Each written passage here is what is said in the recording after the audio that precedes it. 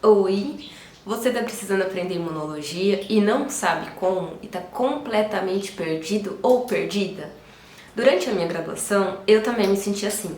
Foi muito difícil, porque imuno é uma matéria linda, eu particularmente amo, fiz o doutorado nisso, então sou suspeita para falar.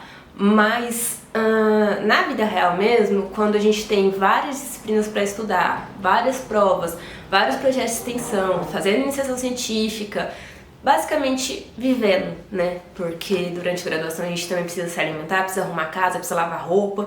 Então, quando tá tudo isso acontecendo ao mesmo tempo, a gente perde um pouco de amor pelas coisas, principalmente pelas coisas que a gente não gosta, porque a maioria dos alunos eles têm um preconceito ou uma barreira muito forte com a imuno por ser uma matéria muito complexa. E aí a gente sabe que uma forma boa de tentar resolver esse gap, né, essa dificuldade toda, é ler o capítulo do livro, porque a maioria das pessoas no meu tempo de graduação, o que eu via muita gente fazendo? Pegava resumo. Então, tem o resumo que uma pessoa há 10 anos escreveu e resumiu a matéria, e aí você vai pegar um livro de, sei lá, 400 páginas e vai colocar em 80, e os alunos vão passando de um pro outro. Só que eu nunca funcionei assim, porque eu fico sentindo que falta informação. E aí eu pegava aquele resumo e eu lia e eu ficava tipo assim, não entendi nada, não entendi na sala de aula, não entendi no resumo, não entendi de maneira nenhuma, com os slides. Aí, o que eu passei a fazer? A ler o livro antes da aula. Só que eu fazia milhões de projetos de extensão, eu fazia iniciação científica, eu fazia outras disciplinas, coisa de 5, 6 disciplinas no semestre, tudo com prova, com trabalho, etc, que vocês sabem. E aí eu lia o livro 2 da manhã, 3 da manhã, lia um capítulo inteiro que é extremamente complexo. E eu fiquei pensando muito sobre isso, sabe? Agora que eu sou doutora, e eu fiquei pensando, será que dá pra ajudar as pessoas que estão passando por esse mesmo processo pra tentar facilitar essa aprendizagem? E aí por isso que eu decidi agora criar esse canal, começar esse curso de imunologia de uma forma simples, clara e mesmo assim não perdendo a profundidade, porque a imuno, ela é uma matéria complexa. Então não adianta eu querer trazer também conceitos muito superficiais para vocês, e aí na hora que chegar na prova, você vai lá e tem um conceito que eu não usei porque eu tava falando de uma maneira didática. Então o meu objetivo aqui é tentar mesclar as duas coisas, tanto a questão didática, os exemplos, quanto de fato o vocabulário que tá no próprio livro, e aí a minha base é o livro do Abas. Então, basicamente eu espero poder ajudar vocês, eu espero que seja um momento legal, que não seja uma coisa chata e maçante, e que vocês possam aproveitar, tá bom?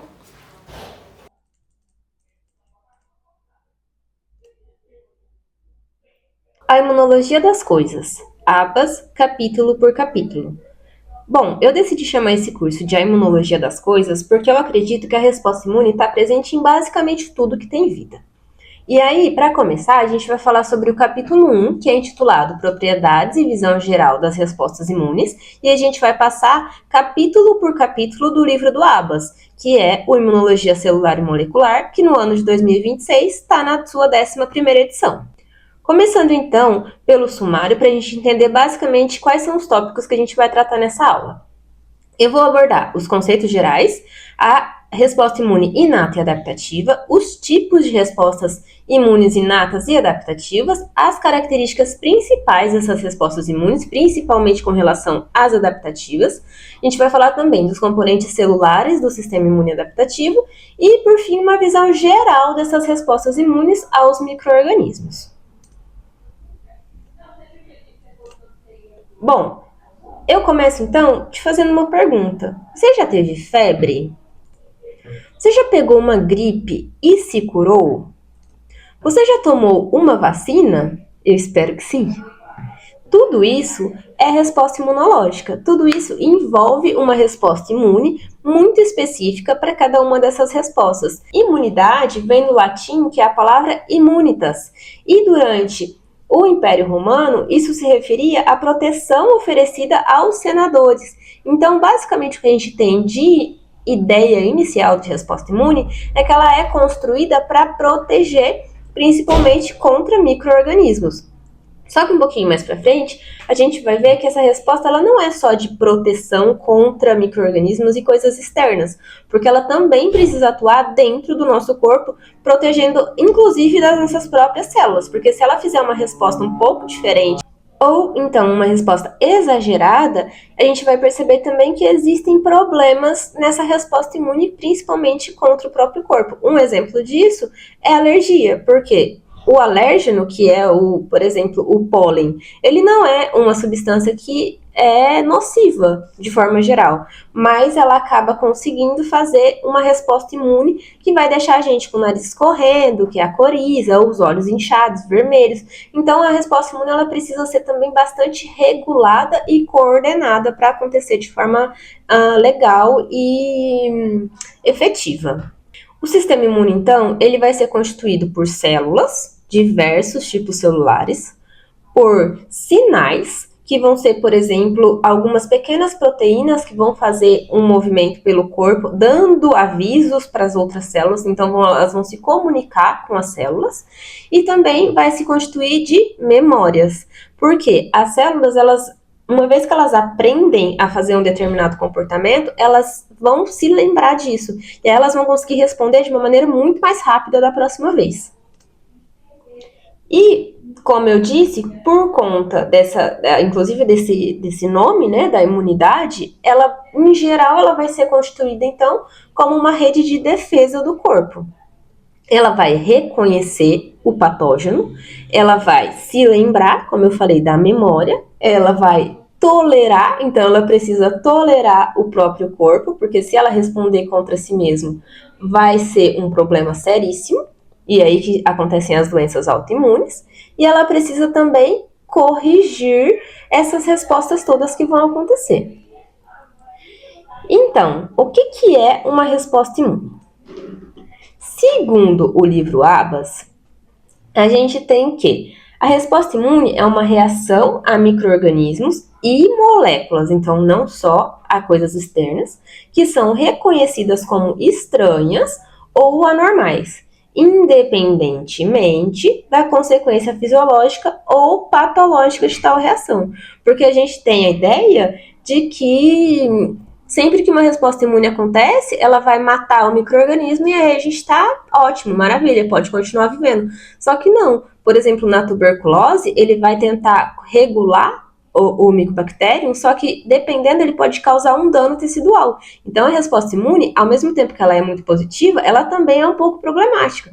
Da mesma forma, um outro exemplo é a febre. Se você tem febre, você vai tentar matar um micro-organismo, só que se você passar de 40 graus, você também pode morrer. Então, tudo isso é uma questão de um balanço. E a resposta imune não necessariamente e nem sempre, ela vai estar preocupada com a consequência fisiológica ou patológica que ela vai estar gerando com essa resposta. Então, em geral, a função fisiológica do sistema imune é a defesa contra os micro-organismos infecciosos. No entanto, mesmo as substâncias estranhas não infecciosas podem elicitar essas respostas imunes, que foi o que eu acabei de falar. E, além disso, mecanismos que normalmente protegem os indivíduos contra uma infecção e eliminam as substâncias estranhas também são capazes de causar lesão tecidual e doenças em alguma situação.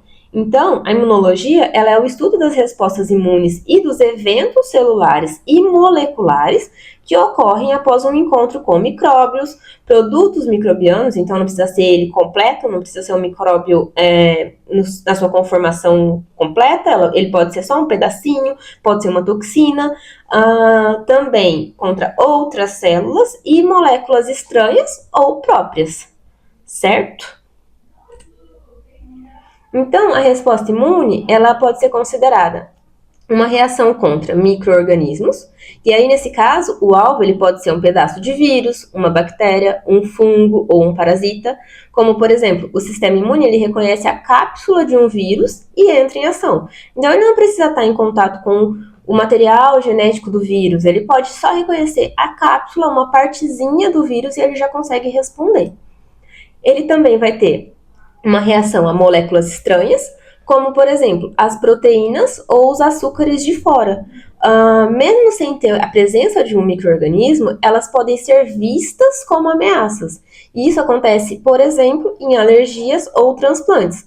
Na alergia, ele vai reconhecer, por exemplo, o pólen e vai gerar essa resposta que eu falei, né, da alergia, do nariz ruim.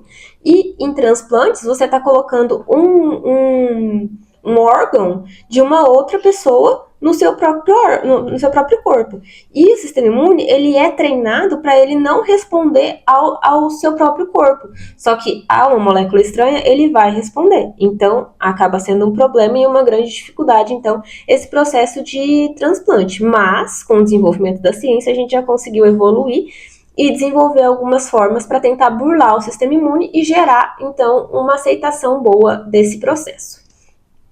E ele também vai ser uma reação a substâncias químicas pequenas, que são também chamadas de apitenos em alguns contextos, que quer dizer que certas moléculas pequenas, como os medicamentos, eles podem provocar uma reação imune. E essas moléculas sozinhas, elas não vão ser um problema, elas não vão gerar uma ativação imunológica, mas grudadas a algo, que seria um carreador, elas viram um alvo. Então, a gente consegue manipular quando a gente ativa esse sistema imune e quando a gente não ativa. E como eu comentei, nem toda resposta imune é boa. Então, o corpo pode reagir de forma exagerada, que é um problema seríssimo, que a gente vai ter uma resposta inflamatória muito grande, ou de uma forma desnecessária, que, novamente, o exemplo da alergia, que a gente não precisa combater aquele alérgeno, mas ele acaba respondendo. Então, alergias, doenças autoimunes, rejeição de transplantes, tudo isso é uma forma que o sistema imune vai estar atuando que não tem nada a ver com o micro-organismo. Então, já começa a tirar da sua cabeça essa ideia de que resposta imune micro-organismo. Não. Em grande parte, perfeitamente, mas não tudo. E, às vezes, o corpo reage contra si mesmo.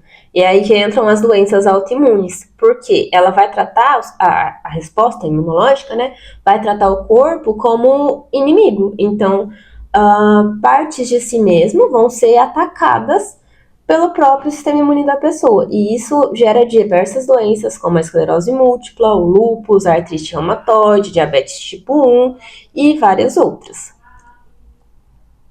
Calma. Respira e confia nos conceitos. No começo a gente vai falar um monte de definição. Isso é aquilo, aquilo é aquilo outro. Mas tudo isso vai ser usado no decorrer do livro. Então vamos devagarzinho, toma sua aguinha que vai dar certo.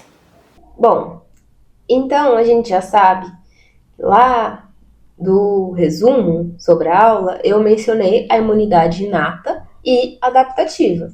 Então a gente vai começar agora a entrar nesse campo da imunidade inata e adaptativa, que são dois subtipos da resposta imune. Basicamente, a defesa contra micro-organismos ela é mediada por respostas sequenciais e coordenadas, chamadas de imunidade inata e adaptativa. Então, a gente não pode pensar que a resposta imune ela acontece de forma aleatória. Ela nunca vai acontecer de forma aleatória. Ela é perfeitamente regulada. Beleza. O que é a imunidade inata, então? A gente tem que pensar que imunidade inata, ela já nasce com a gente. Quando a pessoa fala assim, essa menina, ela tem um talento inato para o canto. Quer dizer, que ela supostamente já nasceu com aquela habilidade dentro dela. Ela já consegue cantar desde pequenininha, porque ela não precisou desenvolver essa resposta. Ela já sabia cantar de uma forma inata, que também pode ser chamado de natural. Então, a imunidade inata, ela pode ser inata ou natural. E aí, por causa disso, por conta desses mecanismos já estarem presentes desde o início, com relação à imunidade adaptativa, a imunidade inata é chamada de primeira linha de defesa contra micro-organismos. Por quê? Ela vai agir logo nas primeiras horas ou dias a partir do momento que ela encontra um micro-organismo. Então, ela é muito rápida. Uma característica importante da imunidade inata é que ela é rápida e que ela acontece de forma espontânea, digamos assim. E ela depende de mecanismos que já estão presentes mesmo antes da infecção, por isso inata, como se fosse a cantora que já sabe cantar antes mesmo de treinar. E ela reage rapidamente a esses micro-organismos invasores. Por exemplo, quando você chuta o cantinho da cama, você vai chutar o cantinho da cama e rapidamente o seu dedo ele vai ficar vermelho, ele vai inchar, ele vai doer e tudo isso é uma resposta inflamatória. Tem presença de micro-organismo aqui? Não, a gente só tem uma resposta inflamatória que aconteceu muito rápido. E aí, como essa resposta inflamatória acontece, a gente vai falar mais pra frente. Mas é importante, então, ter isso em mente, que a resposta imune inata, ela vai ser rápida e ela já está pronta para agir diante de qualquer estímulo que aconteça. E a imunidade adaptativa? Bom, a imunidade adaptativa, ela também é chamada de imunidade específica ou adquirida. Por quê? Porque ao contrário da inata, ela não vem pronta. Ela já está ali, as células da imunidade adaptativa já estão construídas, já foram desenvolvidas, só que elas só são ativadas a partir da exposição a esses agentes infecciosos. E aí, como ela vai ter o primeiro contato com esse agente, por exemplo, o vírus da catapora, ela vai ter contato com isso e depois desse processo, ela se desenvolve, a célula vai ficar mais capaz de combater esse micro-organismo e aí ela se torna mais forte e eficaz. E a cada novo encontro com esse mesmo micro-organismo, ela vai ficando ainda mais robusta. Então, a catapora a gente só tem uma vez na vida. Na segunda vez, a nossa imunidade adaptativa ela já está pronta para combater. Então, ela sequer desenvolve a catapora uma segunda vez na vida. Chegou lá o vírus, ele já combate, porque a imunidade adaptativa ficou ainda mais especializada nessa resposta. Então, o que a gente pode concluir é que ela aprende com as infecções e cria respostas específicas, reconhecendo, assim, uma grande variedade de substâncias microbianas e não microbianas. E aí, beleza, como a gente dá nome para tudo em imunologia, a gente vai chamar essas substâncias, sejam elas micróbios ou micro-organismos, ou não micro-organismos, o que a resposta imune adaptativa reconhece é chamado de antígeno. Então, mais um conceito aí para a gente guardar. E aí, a gente vai entrar nessa primeira figura do ABAS, que a gente vai falar principalmente com relação ao tempo de infecção e a resposta da imunidade inata e da imunidade adaptativa. A gente também vai entrar um pouquinho sobre algumas células, algumas coisas que elas conseguem fazer. Eu peço desculpa pelo slide em inglês, mas é porque eu estou realmente me baseando no livro na última edição, e a última edição ela ainda não foi traduzida para o português, então eu só tenho as figuras mesmo na língua original, em inglês, mas eu vou traduzindo com vocês e vai funcionar, acredito que perfeitamente. Então, o que a gente está vendo aqui? Um grupo de imunidade inata e um grupo de imunidade adaptativa. Cada uma com as suas células. Então, quais são as células que fazem parte, em geral, da resposta imune inata? Não precisa se apegar a isso agora, é só para você começar a se familiarizar com os termos. A gente vai ter os fagócitos, que são, por exemplo, os neutrófilos e os macrófagos. Então, os fagócitos, calma, não se desespera, mas a gente consegue ver que esse micróbio aqui, que está aqui de fora, ele passou pela célula e ele, que seria, por exemplo, uma barreira epitelial, como a pele, ele passou, ele conseguiu entrar no nosso organismo, e aí o fagócito ele vai ter a capacidade de quê? De fagocitar esse micro-organismo, que é o que você consegue ver aqui, que ele está dentro da célula. Então, neutrófilos e macrófagos são exemplos de fagócitos, beleza. A gente tem também as células dendríticas, que também têm a capacidade de englobar esse micro-organismo. A gente vai ter mastócitos, que vai ter um monte de glândulas ali para poder fazer uma resposta, jogar esses glândulos para fora e fazer uma resposta rápida. A gente tem também as células NK, que são as células natural killer, que quer dizer matadoras naturais. E a gente tem também as ILCs, que elas vão estar um pouquinho entre a resposta imune inata e a resposta imune adaptativa, mas a gente fala disso mais para frente. E a gente tem também aqui na resposta imune inata o sistema complemento, que ele vai, basicamente ele é uma proteína que ela vai se quebrando em outras proteínas, que vai se ligando em outras, vai fazendo uma cascata de ativação, mas que com o passar do tempo a gente vai olhando de célula por célula, de função em função, então pode ficar tranquilo por agora. O importante dessa imagem, nesse momento, olhando para a imunidade inata, então até essa parte do gráfico, o que a gente vê é que o tempo após a infecção para que essa imunidade inata seja ativada é de cerca de 12 horas. Então, na hora zero, acabou de entrar em contato com o micro-organismo, a partir daqui, a resposta imune ela já começa a se desenvolver, a ser ativada. Com 6 horas ela vai estar acontecendo, com 12 horas ela vai estar acontecendo. Beleza, o que fica aqui então de mensagem é que a resposta imune ela é rápida. Beleza? Agora, quando a gente vai para a segunda metade desse esquema, a gente chega aqui na resposta imune adaptativa. E aí, mais uma vez, vamos passar pelos nomes das células, mas sem apavorar, porque é só o começo, o primeiro contato. Então, quais são as células que vão fazer parte dessa resposta imune adaptativa? Os linfócitos.